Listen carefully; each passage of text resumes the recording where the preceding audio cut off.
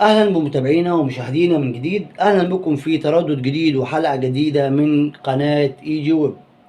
قبل ما نبتدي موضوع حلقتنا النهاردة، بتمنى من جميع مشاهدينا في البداية كده لازم تكمل الفيديو بتاعنا للنهاية علشان نعرف نستفاد من الفيديو ونعرف ننزل القناة اللي معانا في الفيديو بالتردد بتاعها الجديد. الفيديو بتاعنا النهاردة عملناه عن تردد قناة الحسن. هنعرف تردد القناة الجديد وهنعرف ازاي نضيف التردد الجديد ونشغل القناة زي ما هي موجودة كده وشغالة قدام مشاهدينا. بنتأسف على اللوجو اللي في وسط الشاشة لأن اليوتيوب حاضر إن احنا نعرض أي محتوى من على الشاشة.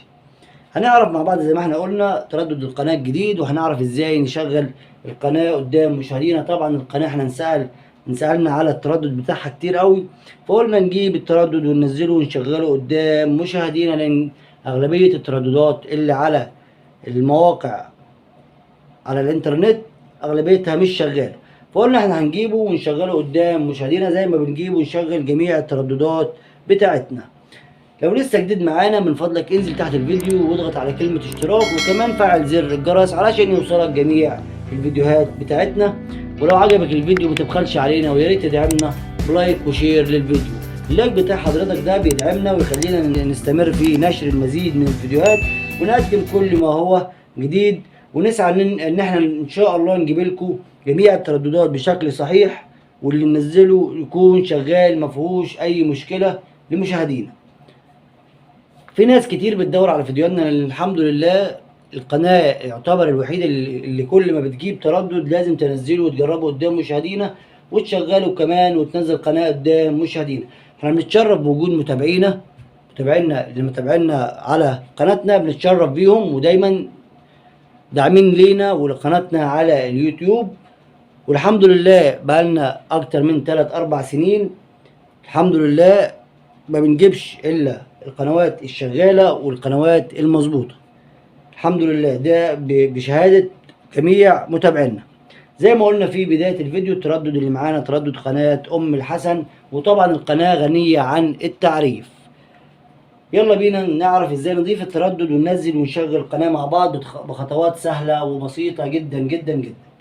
في البداية هنختار كلمة منيو في الريموت، هيفتح لنا قائمة الجهاز اللي قدامنا. هنختار كلمة تركيب اللي في الأول دي، هنضيف الرقم السري 4 أصفار. بعد كده هنختار قائمة الترددات، الاختيار التالت ده. الخطوات دي هتمشي على أي ريسيفر. بعد كده هنضغط اوكي، فتحت لنا قائمة الترددات بتاعت الجهاز كاملة. طبعا هو تحت مدينا اختيارات، احنا هيلزمنا دلوقتي اختيار زيادة علشان نزود التردد اللي موجود جديد.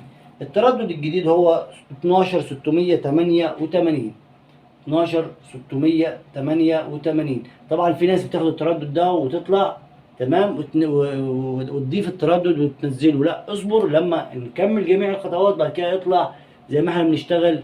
اشتغل مش فيها مشكلة، بس اصبر لما نجرب جميع الخطوات وننزل القناة ونأكد لك ان القناة شغالة على التردد ده 12688.